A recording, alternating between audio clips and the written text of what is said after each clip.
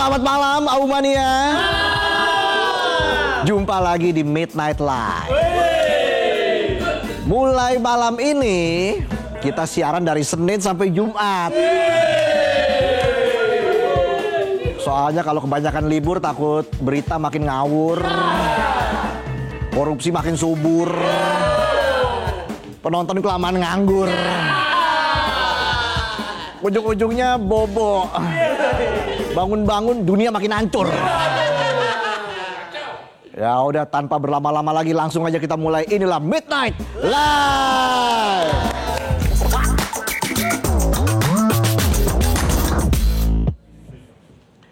Berita pertama malam ini kita bahas soal nasib atlet di negeri sendiri yang kalau lomba lari bisa ngegas tapi giliran lihat rekening langsung lemas. Di saat menang medali dibilang pahlawan olahraga, ditepukin, diajak selfie, dilulukan, digue-guekan. Lo gue ya, dipuji sama pemerintah. Tapi giliran mereka nagih bonus, dapatnya cuma klarifikasi, rekeningnya masih sepi. Susah payah angkat nama daerah, dapatnya cuma terima kasih. Mau angkat suara malah dapat intimidasi. Penonton aja gini-gini bayarannya 4M kan. Makasih Mas Manta. Baru 3M tuh, satu lagi mainkan. Bisa aja saya. Akhirnya dari sejumlah atlet ada beberapa yang berani buka suara. Salah satunya Puja Sri Syafitri, atlet senam artistik asal Riau, peraih perunggu di PON 2024 Aceh Sumut. Sudah latihan jungkir balik sampai split. Sekarang nangis karena bonusnya di split. Jadi dalam pergub yang dulu dijanjikan bonus untuk atlet PON, peraih medali perunggu dapat 75 juta rupiah, perak 150 juta rupiah, dan emas 300 juta rupiah. Tapi sekarang berubah. Para atlet hanya bakal dapat bonus kurang dari setengah, yakni 45% dari janji awal.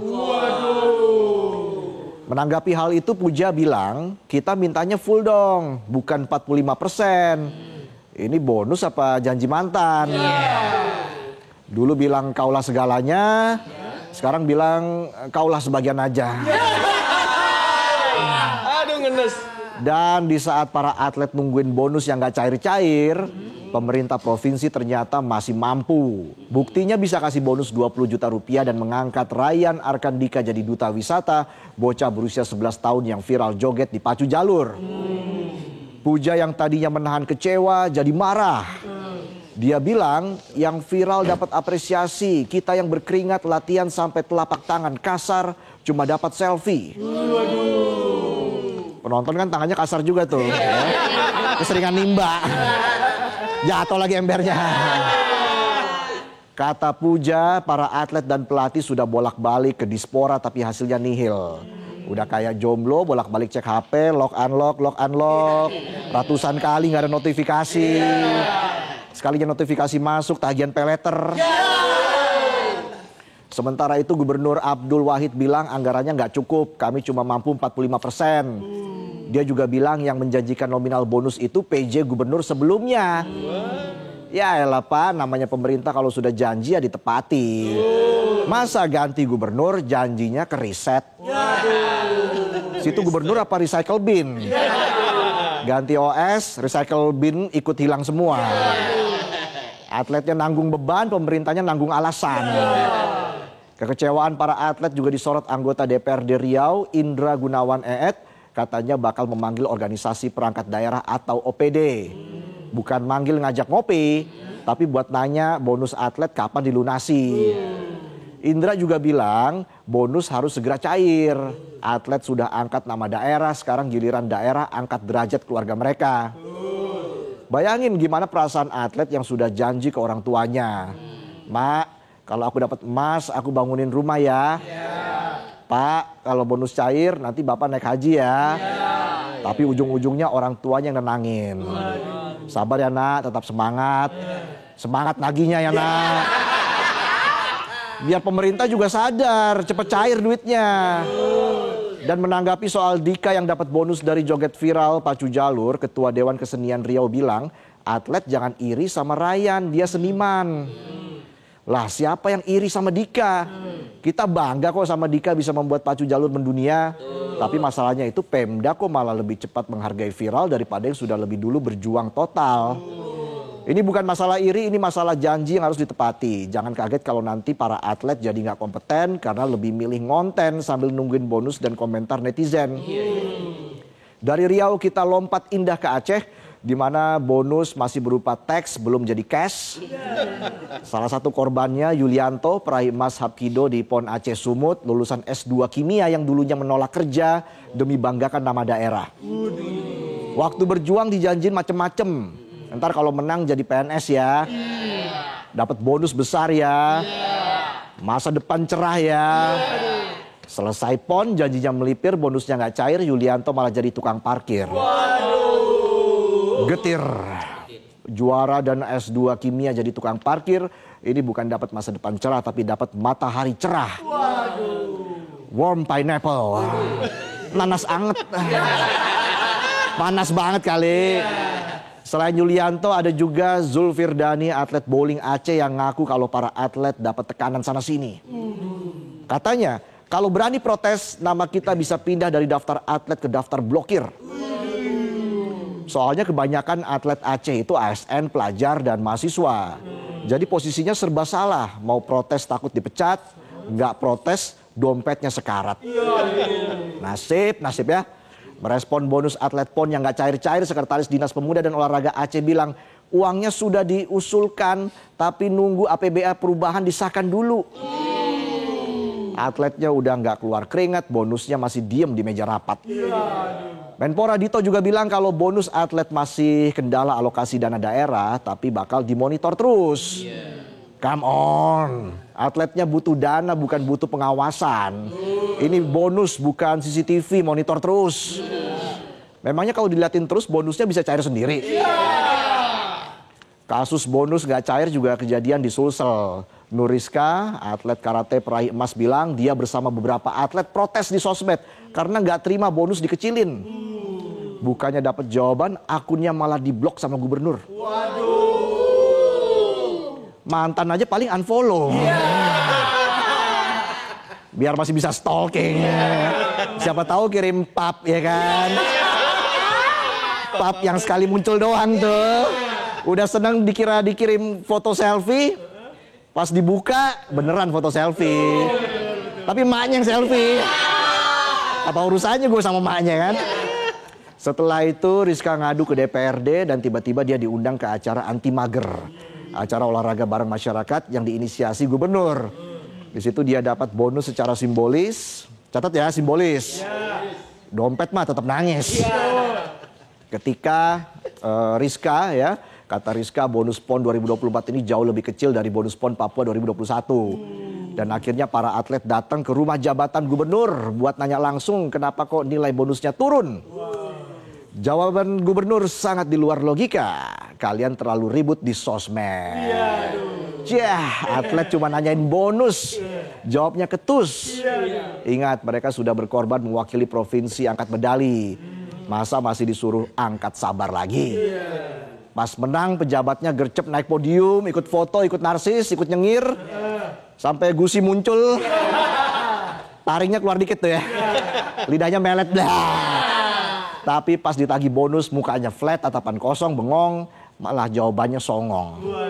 Kayak gebetan ketahuan main serong. Kalau main sarung kan caimin selepet ya. Garing ya?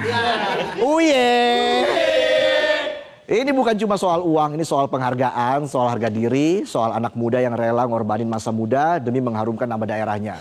Kalau pemerintah nggak bisa nepatin janji sama atletnya sendiri, jangan kaget kalau semangatnya pelan-pelan mati. Bukan karena kalah di lapangan, tapi kena mental di PHP-in janji pemerintah. Ingat, pemerintah sama atlet tuh harusnya kayak pasangan setia yang sama-sama berjuang dari nol. Jangan datang cuma cari validasi, habis itu hilang pas ditagih janji. Kita ke berita kedua ya, Auman ya. Dari soal bonus atlet yang cairnya belum ada kepastian, kita lanjut bahas beras yang berlabel kualitas unggulan tapi isinya oplosan. Indonesia dikenal sebagai negara agraris, tanahnya subur, makmur, lempar kayu tumbuh padi, lempar sendal tumbuh outlet thrifting. Lempar batu sembunyi tangan. Lempar panci diomelin bini.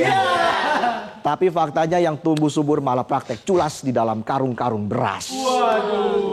Beras subsidi yang seharusnya jadi penyelamat dapur rakyat malah dikurangi isinya, dibungkus mewah terus dijual mahal. Ini beras apa jomblo dipakein pita? Ada ya jomblo pakai pita. Yang ada bukan pita malah minta-minta, minta dijodohin. Bisa aja saya. Menteri Pertanian baru-baru ini membongkar praktek curang merek-merek beras premium. Mentan sampai ngelus dada. Kalau penonton kan ngelus paha mau ngutang ya. Jadi ditemukan beras biasa yang dikemas ulang lalu dijual premium. Premium apa pertamak nih? Pertamak apa pertalet? Apa campuran?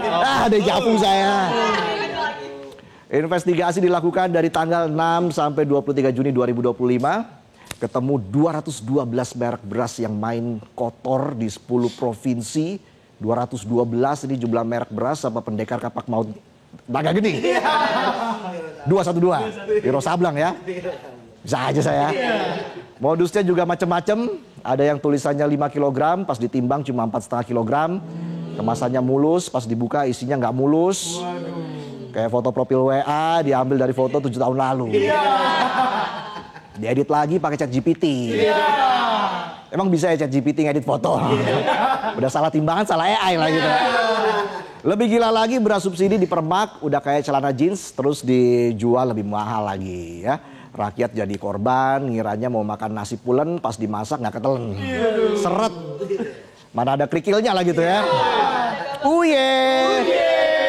Harga beras naik terus padahal stok gudang melimpah, bahkan kerugian negara ditaksir 99 triliun rupiah per tahun. Kata Mentan dalam 10 tahun nilainya bisa tembus 1.000 triliun. Kalau dibeliin garam nih ya, ikan di Selat Sunda hipertensi tuh. Asinan, kebanyakan garam. Aja-aja. Ini bukan cuma masalah beras tapi masalah kepercayaan. Kayak orang lagi deket, taunya cuma dimanfaatin biar di fallback. Makanya biar nggak ada lagi yang dikadalin, merek-merek yang ketahuan curang katanya mau diumumin satu-satu. Pelan-pelan. Emangnya nyuapin bayi pelan-pelan.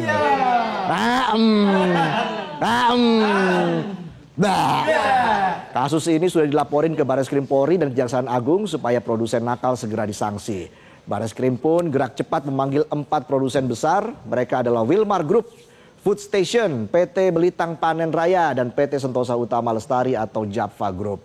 Mereka dipanggil duluan karena dari hasil investigasi pengambilan sampel produk, banyak beras mereka yang gak sesuai standar. Jadi ini bukan kasus salah cetak label, tapi permainan sistematis yang bisa bikin kepercayaan rakyat membusuk. Kalau ngunjungin orang sakit, membesuk. Kalau makin sakit, memburuk. Apalagi? Bantuin dong penonton. Kalau Dustin batuk-batuk. Oke, sebenarnya regulasi beras itu ada, tapi lemah di pengawasan. Jadi jalur beras dari sawah ke meja makan kayak jalur cinta LDR tuh, banyak kendala, banyak godaan.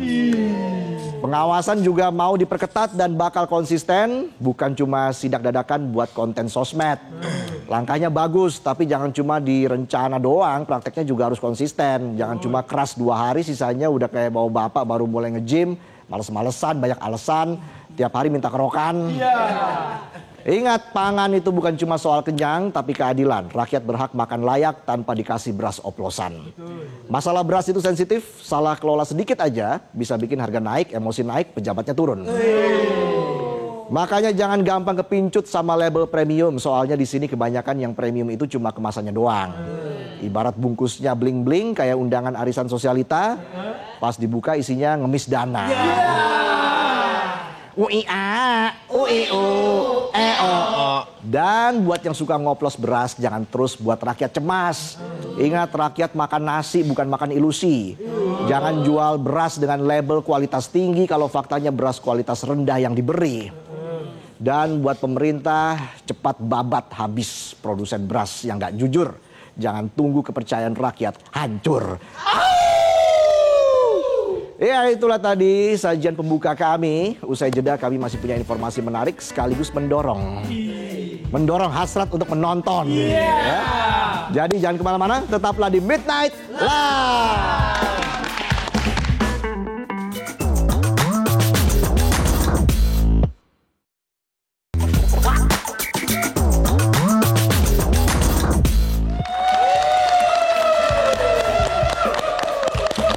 Kembali lagi di Midnight Live. Aumania, mana suaranya? Kita ke informasi dari dunia hiburan ya. Kondre alias Komandan Andre akan menunjukkan sisi kocaknya dalam film layar lebar berjudul Comic 8 Tumbal Sulam. Kali ini ketua diprediksi itu tidak akan touring tapi menjadi salah satu aktor utama dalam film garapan Falcon Pictures ini. Andre Taulani mengaku tercengang dan tidak menyangka saat pertama kali ditawari sebagai pemeran utama. Namun Andre langsung menerima tawaran tersebut meskipun memiliki tantangan dalam produksi filmnya terkait membagi waktu dengan aktivitas lainnya. Bintang Lapor Pa itu tetap optimistis film bergenre horor komedi film ini akan sukses menghibur.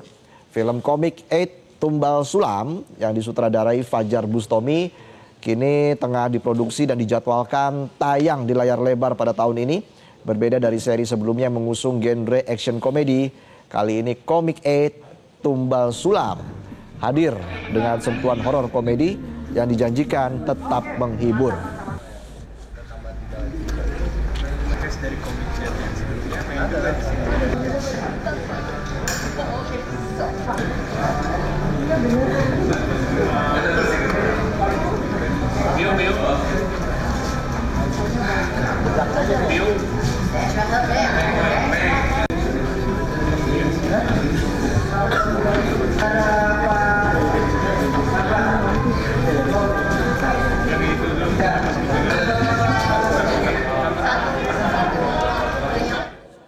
Kalau biasanya Superman sibuk ngangkat gedung runtuh, ngelempar monster ke bulan atau nyelamatin Lois Lane yang hobi nyari bahaya, kali ini si manusia baja itu unjuk kekuatan di tempat yang lebih menegangkan yaitu box office. Film reboot Superman yang kali ini dibintangi David Corenswet atau dalam istilah netizen Superman versi Gen Z langsung melesat di pekan pertama. Bayangin aja film ini sukses mengangkat 122 juta dolar AS, bukan ngangkat mobil ya, tapi ngangkat pendapatan. Kalau dikonversi itu sekitar 3,52 triliun sob. Iya, biasanya Elmo mengajarkan anak-anak berhitung, menyanyi dan bersikap baik, tapi kali ini akun media sosialnya malah ngajarin kita soal betapa bahayanya peretasan akun.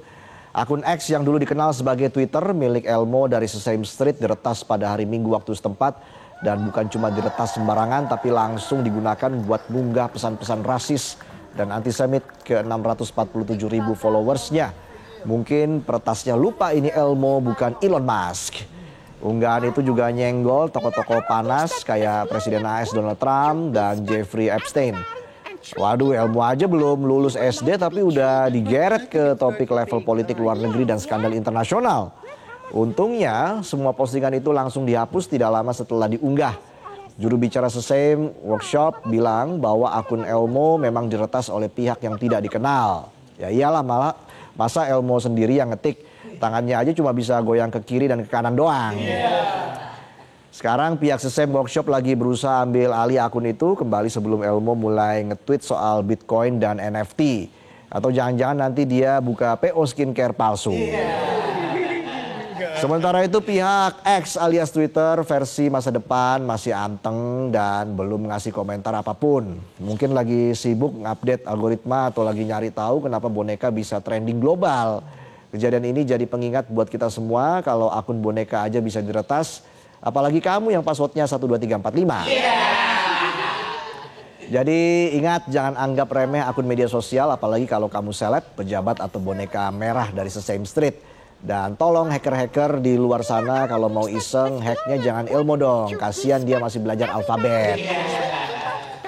Bisa aja nulis naskah. Saya mah baca aja. Oke, itu tadi sejumlah informasi yang menarik tapi juga mendorong ya. Dalam Midnight Live hari ini kami juga masih punya informasi menarik lainnya usai jeda. Jadi tetaplah di Midnight Live.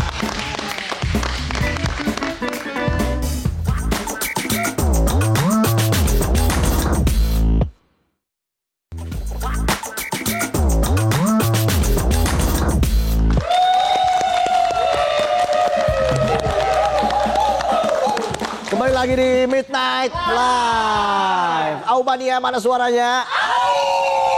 Keren, semangat banget. Mantap. Nah, kita akan...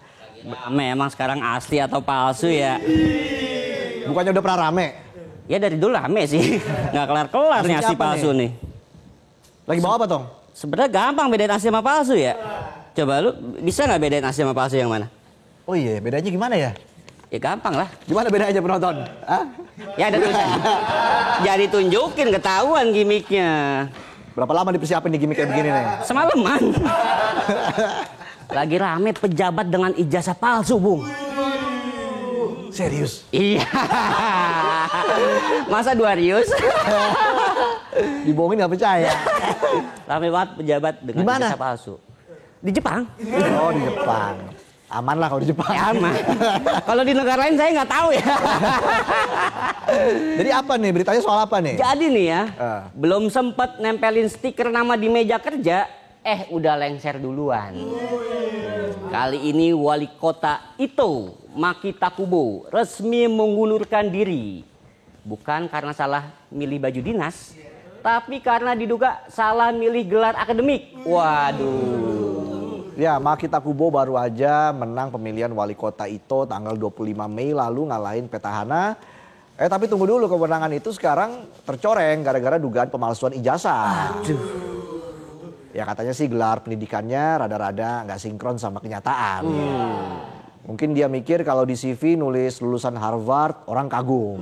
Warga kota Ito langsung gercep berencana melaporkan Takubo ke polisi. Waduh. Dituding telah menyodorkan dokumen palsu ke media jelang pemilu. Wah, ini mah bukan kampanye tapi drama Korea versi surat palsu. Karena pengunduran dirinya ini pemerintah Jepang pun harus ngadain pemilihan ulang dalam waktu 50 hari ke depan. Ya ampun, belum sempat pesan seragam baru udah harus nyari kandidat baru. Skandal ini jadi pengingat penting ya sobat. Kalau mau jadi pejabat ijazahnya harus asli. Yang palsu tuh biar dipakai pas nyamar di drama Korea bukan di dokumen negara. Ingat ya, yang boleh palsu itu paling banter gigi, alamat, atau follower Instagram. Ya. Kalau ijazah wah bisa bikin karir jeblos ke tong sampah. Wah, ya. bisa jangan bikin naskah. Saya baca doang lah pokoknya ini. Yang bikin naskah Akbar. Oke. Pada Senin malam ini kita juga menyuguhkan berita-berita yang pasti mengundang perhatian penonton di rumah. Berita-berita tersebut kita rangkum dalam Monday's Light News berikut ini.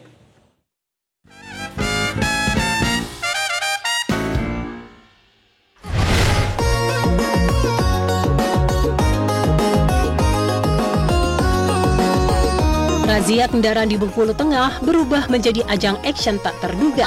Lengkap dengan adegan kejar-kejaran, pisau terbang, nggak terbang sih, dan pelaku nyungsep di kubangan lumpur. Sungguh drama yang tidak disiarkan di televisi manapun.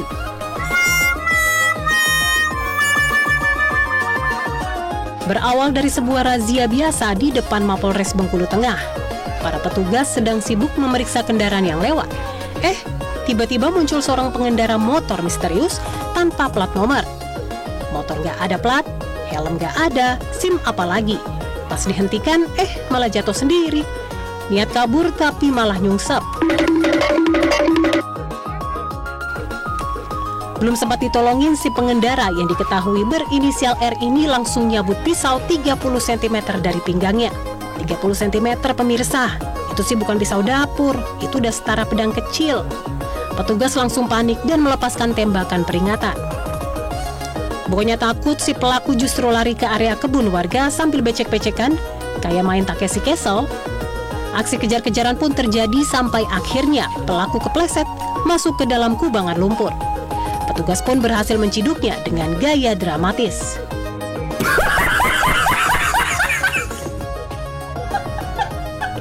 Pelaku diketahui berinisial R, warga Singgaran Pati, Kota Bengkulu. Saat ini dia sudah diamankan ke Polres Bengkulu Tengah. Dan tentu saja, kini dirinya sedang diperiksa terkait apa motifnya. Kenapa bawa pisau segede golok kebun? Dan yang paling penting, kenapa larinya ke kebun, bukan ke warung? Pelajaran bisa diambil sih, hati-hati di jalan. Dan kalau kena razia, jangan malah cosplay jadi pendekar.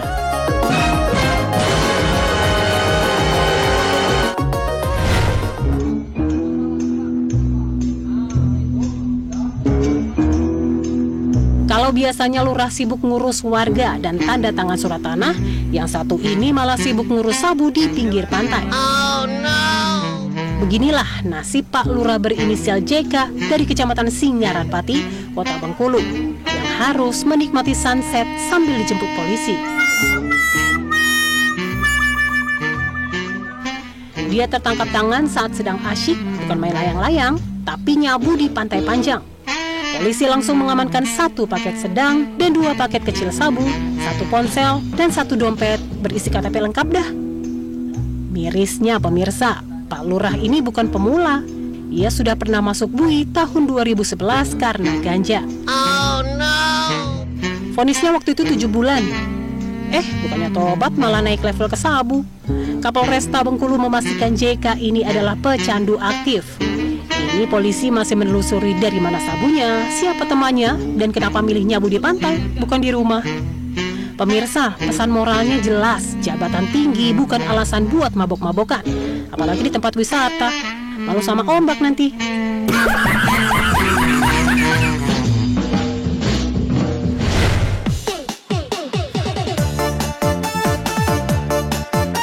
Ketika utang makin menumpuk dan cicilan terus mengetuk, 2 emak-emak asal Pasuruan ini malah memilih jalan pintas demi hilangkan utang. Aksi mereka terjadi di Pasar Baru, Kota Probolinggo. Targetnya pedagang pisang yang lagi lengah. Sasarannya tas berisi uang puluhan juta.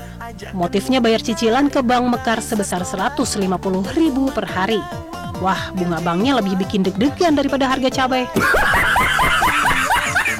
Modus mereka klasik, tapi rapi. Yang satu ngibulin korban, yang satu lagi eksekusi. Tapi sayang, pisangnya belum dikupas, aksinya keburu dipergoki. Mereka sempat kabur pakai motor metik sejauh 5 km. Tapi netizen offline alias warga sekitar langsung ngegas bantu kejar. Hasilnya, 2 mama ini kepleset nasib, ketangkap juga. Barang bukti yang diamankan polisi antara lain sebuah tas dengan uang tunai 20 juta rupiah, motor metik warna hitam, dan 1 karung rasa menyesal. Di hadapan penyidik, salah satu pelaku mengaku ini adalah first time-nya. Tapi polisi nggak percaya, soalnya gayanya udah kayak season player, alias udah terbiasa main di pasar. Kini keduanya harus menghadapi proses hukum di Unit Perlindungan Perempuan dan Anak.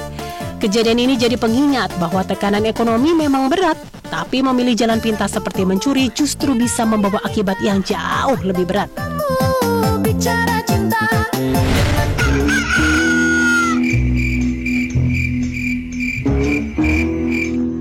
Belum sempat ayam bangun tidur, para orang tua murid di Kabupaten Lebak ini sudah standby di depan sekolah sejak subuh-subuh buta. Semangatnya luar biasa. Demi apa coba? Demi rebutan kursi paling depan di kelas. Bukan buat daftar konser K-pop ya, tapi demi masa depan anaknya. Begitu pintu kelas dibuka, wush, para orang tua dan anak langsung tancap gas. Cari posisi strategis kursi barisan depan, biar bisa lebih fokus belajar katanya. Tradisi ini sendiri namanya gaur bangku, alias rebutan bangku. Oh no! Tiap tahun ajaran baru pasti kejadian. Udah kayak event tahunan. Tapi walaupun heboh, semua ini dilakukan demi yang terbaik untuk anak. Gaur bangku nggak masalah, asal jangan gaur hati.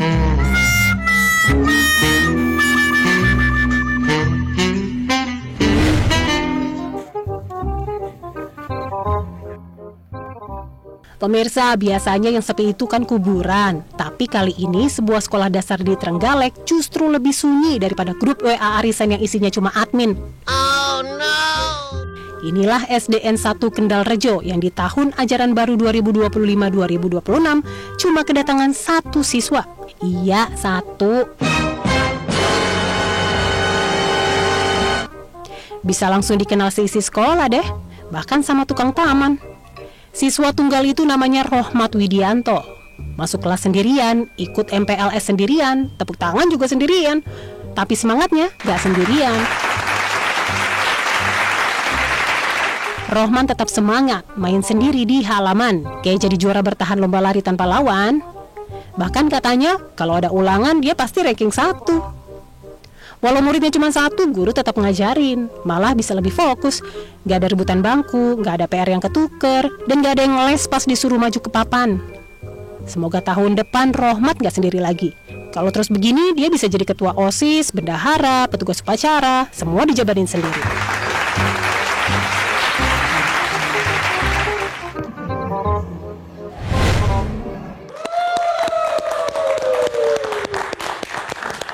Itu tadi sejumlah informasi ya untuk hari ini. Di segmen baru kita ya. Iya, dan tentunya sebelum kita lanjutkan Tong, kita juga mengucapkan selamat ulang tahun yang ke-14 untuk Stand Up Indo. Wih. Kemarin acaranya sukses Stand Up Oh Fest. kemarin Stand Up Fest ya? Iya. Anda saya dengar-dengar tampil juga di sana. Ya. Tampil di sana. Sebuah kesempatan yang langka buat saya dan juga luar biasa ya. Merinding dan juga nervous saya. Nervous. Kenapa bisa nervous? Biasa kan Anda depan layar. Santai aja. Mau coba? Enggak ada. Ini aja saya nervous. Ya di hadapan ribuan penonton, tapi sambutannya luar biasa. Iya, diapresiasi ya Bung Reza hadir di sana ya, tampil lagi. Iya. Sempat nonton nggak? Acaranya kan 3 hari tuh, Jumat, Iya, Sabtu, saya nonton Minggu. hari Jumat karena malamnya siaran saya pulang duluan. Nah, ya. Sabtu karena lelah siaran, istirahat di rumah ya. Minggu saya nonton, gokil. Hari dan Minggu ya? Pecah, Pecah. pecah. Ada komika favorit nggak? Oh saya Arif Brata. Harus kita undang Arif Brata nanti sini ya. Kita undang ya? Kita undang. Iya. Undangannya ke nomor 08. Kita yang ngundang kan, masa dia yang itu. Headlinernya hari Minggu tuh. Arif Brata. Brata. Tapi yang lain pecah juga. Pecah juga. Emang lucu-lucu ya di hari Minggu itu. Karena Pak Ajis, Presiden Stand Up bilang komika yang ada di line up harus bawa materi baru. Wah, berarti fresh semua tuh. Fresh semua. Masalah yang nggak nonton nggak bisa denger tuh ya. Waduh. Iya, jadi memang ya kesempatan yang langka dan baru ada lagi tahun 2027. 2 tahun sekali kan. 2 tahun sekali Iya, Stand Up Fest. tuh, 2 Di mana tahun sekali. komika-komika hadir di sana ya. Sekalian silaturahmi ya mungkin 2 tahun banyak kesibukan bikin film, podcast dan Benar. sebagainya. Nah di Stand Up Fest berkumpul tuh. Seru tuh semua tuh komika-komika pilihan ya yang Iya. hadir di Stand Up Fest ya. Jadi memang banyak pelajaran juga yang saya dapat di sana. Apa pelajaran pertama tuh?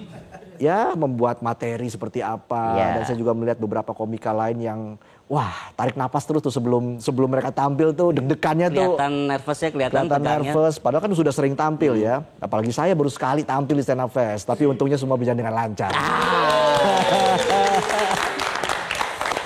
Berarti 2 tahun lagi semoga diundang lagi ya.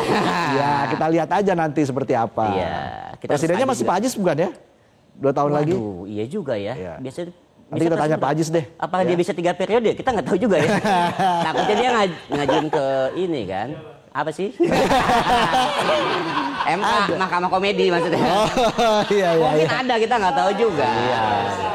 Iya kan itu kan dia jabatan senap Indo kan presidennya Ajis 2000 ya. Tapi lancar semua, cuacanya semua. bagus.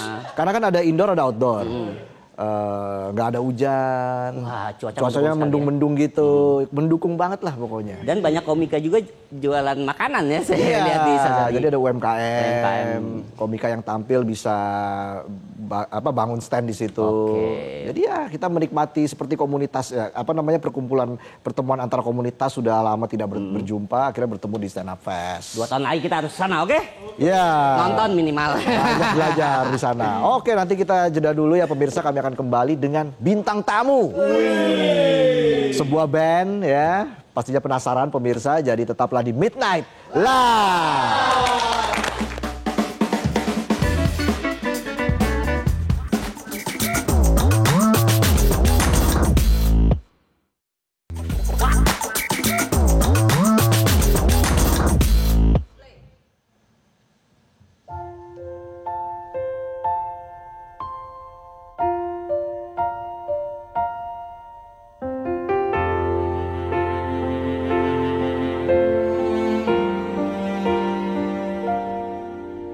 Kamu satu-satunya yang ku mau, manusia istimewa di hatiku. Segalanya ku berikan untukmu. Kamu yang lama diam di hatiku. Tapi kenyataannya semuanya beda. Ku cuma jadi tempat kedua.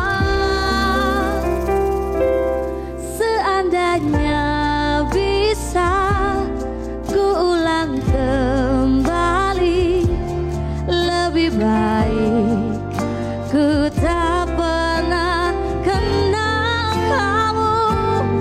Mungkin ku yang salah, terlanjur mencintaimu.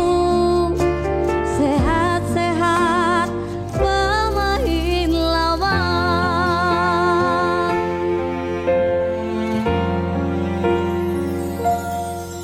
Segalanya ku berikan untukmu.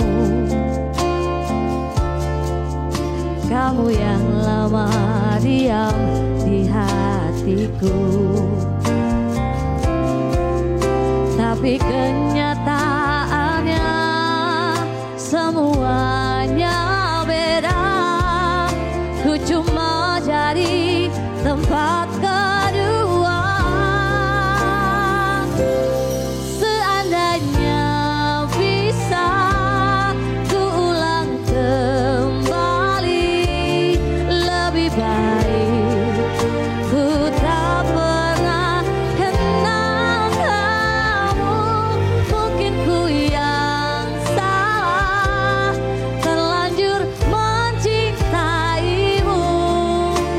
Sehat-sehat pemain lama.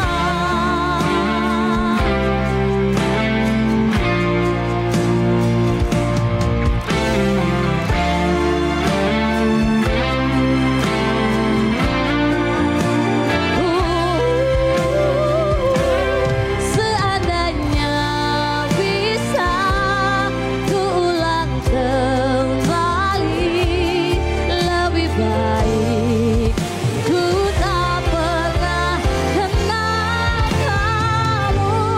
Mungkin ku yang salah, terlanjur mencintaimu.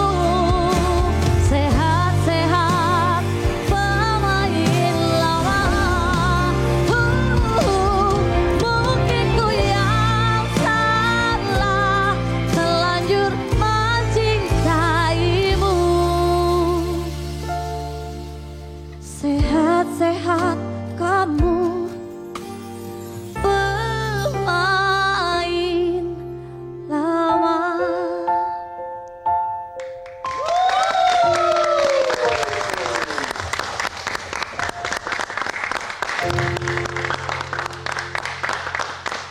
Cassandra, luar biasa, apa kabar? Mas Coki, mana? Mas Inos ya, luar biasa. Nanti kita akan ada penampilan lagi dari Cassandra di penghujung acara ya. Penasaran kan penonton? Melek sekarang. Ya udah, kita langsung ngobrol-ngobrol aja nih ya. Oke, silakan duduk. Silakan duduk. Mana? Gitarnya aman? Kita aman. Santai aja. Aman dipegang. Pegang Dia di sini aja. Oke, siap. Sini ya. Oke, sini. Kita kasih tepuk tangan sekali lagi untuk Cassandra. Jadi sudah terbentuk sejak 2009 ya? Yes. Iya, 2009. 16 tahun gitu. Ya, begitulah kami. Wow. Dari judulnya pernah nama semua ini. Senior. Iya, apa resepnya bisa solid sampai sekarang? Ya paling jahe, kunyit Oh biasanya. iya. Kalau itu menggambarkan usia. Oh iya. Iya. Sebelum bobo biasanya. Iya. Apa resepnya? Apa ya, kalau kita lebih fokus berkarya sih Mas, lebih nggak cari sensasi, lebih banyak ngabisin waktu di studio untuk bikin lagu supaya karena apa ya, menurut kita tuh yang bisa bikin karir kita di musik ini panjang hanya karya sih. Oh, gitu. Daripada kita buat sensasi, lebih baik kita buat hal yang lebih apa namanya, berguna aja untuk Jadi karir menjauhi kita. sensasi. Menjauhi sensasi kalau bisa. Tapi transferan kalau bisa di Transferan didekati ya. Iya, iya. Iya, kalau menurut Mas Inos. Ya saling ngerti aja sih sebetulnya sih. Apa namanya, misalkan ada kesibukan kayak masing-masing personil, ya saling ngerti aja. Biasanya lebih susah ngertiin Mbak Ana atau Mas Coki? Mas Coki kayaknya. Kenapa? Apa yang paling susah di-ngertiin dari? Sudah dimengerti karena ini kali, pikiran gue sering random karena suka nulis lagu kali ya. Jadi nulis imajinasinya juga. mungkin terlalu kadang-kadang offside tuh kalau. Oke. Tapi absurd juga nggak? Enggak. Ada sih yang absurd, cuman nggak dituangin ke jangan, bahaya. Nah, akhirnya kan setelah 16 tahun ini mantap berkarya di jalur independen. Iya. Apa yang membuat akhirnya percaya diri, mantap, kita tinggalkan label. Saatnya kita independen. Mungkin Mbak Ana. Sebenarnya nggak percaya diri juga sih. Jangan dong, harus pede kan? Pede dong. Iya. Mbak. Emang udah habis aja kontraknya. Emang udah habis kontrak. Nggak ada yang nawarin lagi, mohon maaf, jangan. Nggak, memang tapi pengen coba ya, yuk maksudnya independen, yuk jalan sendiri gitu. Yang penting kan kita punya karya, gitu kan. Kan kita mendahulukan karya kan, jadi kita perlu banyak karya, ya kan. Jadi ya independen or label, jadi nggak masalah buat kita gitu. Lebih seru aja sih Mas. Iya. Kalau Tantangannya tuh lebih, kalau independen kan gitu kan. Adrenalinnya ya. Iya, makanya kita sering ke Coki kalau independen. Emang apa bedanya ketika di label sama di indie sekarang? kalau di label dulu Diurusin. ya yang paling signifikan sih kalau di label dulu rame banyak orangnya. Kalau independen cuma bertiga. Terus kalau yang di label dulu kita apa ya, kalau keperluan tuh banyak udah disediain duluan gitu, jadwal-jadwal udah rapi. Kalau sekarang kan kita upayakan sendiri sama tim-tim manajemen. Kita juga belajar untuk apa ya, nyari klien sendiri, untuk survive sendiri sambil mikirin karya juga. Gitu. Iya. Jadi agak lebih seru sih. Lebih serunya karena banyak double job ya. Banyak double job. Apa dikerjain. Iya, Kayak penonton nih kan. Dari pagi ketemu pagi. Gak ada lemburnya. Iya, nah pemain lama. Iya. Apa yang persiapannya berapa lama dalam membuat lagu pemain lama dan bercerita soal apa ini pemain lama, Mbak Ana? Berat banget pertanyaannya. Wah, enggak ya. Maaf, offside. Pemain lama bercerita tentang apa ya? Kayak kita tahu pasangan kita itu seorang pemain lama gitu. Pemain Iya. ya. Udah tahu-tahu lu punya gue gitu, tapi lu masih main di belakang gue misalkan. Iya kan? Lu pemain lama banget sih lu gitu. Iya. Relate sih itu. Relate sih sama dengan kehidupan zaman sekarang kan, kebanyakan kan kaum sekarang ini kan zaman sekarang itu lebih ke yang pemain lama ya, dibandingin kita yang senior ya. Loh, iya biasanya kalau yang senior malah justru nggak jadi pemain lama biasanya ya. Kalau yang sekarang itu kayaknya kebanyakan pemain lama gitu. Tapi enggak sih, memang lagu ini diciptakan mungkin menurut realita atau mungkin banyaknya cerita-cerita di medsos yang Coki dapati gitu ya. Yeah. Jadi bisa dijadikan sebuah lagu, kok seru ya nih pemain lama Kalau gitu. penonton main cadangan semua. Pernah jadi utama. Mas Coki yang menulis lagu pemain lama. Iya, waktu itu aku nulis. Inspirasi dari mana? Aku waktu itu sebenarnya nggak mau nulis pemain lama sih, karena Oke. aku lihat-lihat sosmed malah ketemunya pemain MU.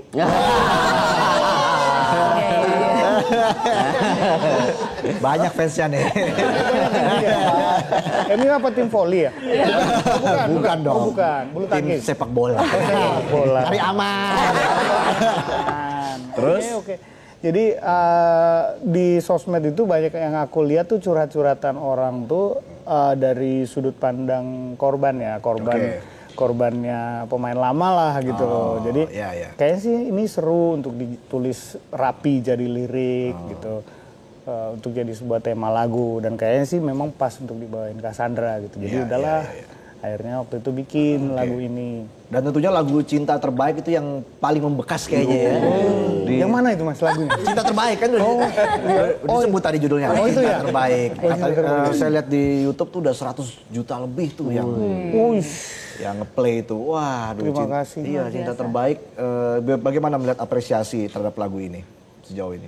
Kalau pribadi dan secara grup sih kita nggak ada yang percaya sih punya angka streaming segitu ya. Kita bersyukur, bersyukur banget ada banyak teman-teman di sana yang merasa terhibur sama lagu itu dan juga secara nggak langsung lagu itu bikin karir kami bertiga ini jadi berbeda. Kita makasih banget buat apresiasi dari semua pendengar musik Indonesia.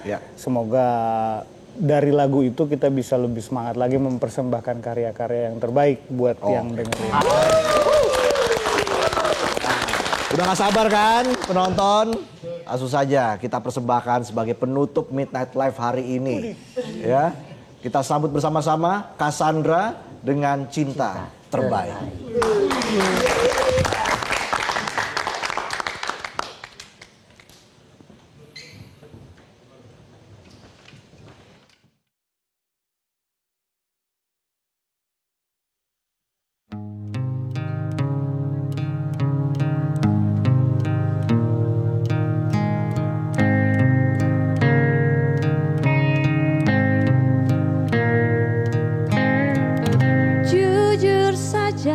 Ku tak mampu hilangkan wajahmu di hatiku, meski malah mengganggu.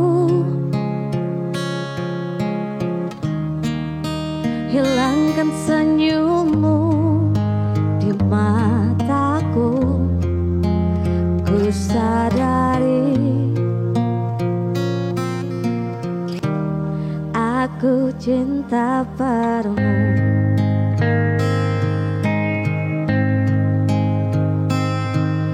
Meski ku bukan yang pertama di hatimu, tapi cintaku terbaik untukmu. Meski ku bukan bintang di langit, tapi cintaku yang terbaik. Jujur saja ku tak mampu untuk pergi menjauh darimu, meski hatiku ragu. Kau tak di sampingku setiap waktu, ku sadari aku cinta padamu.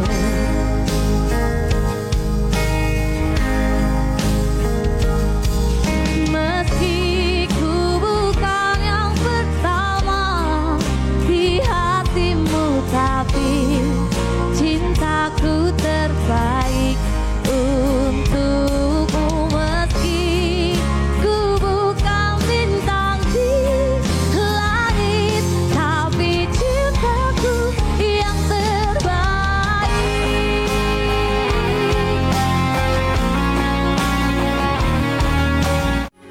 Metro TV. Jelajahi cara baru mendapatkan informasi. Download Metro TV Extend sekarang.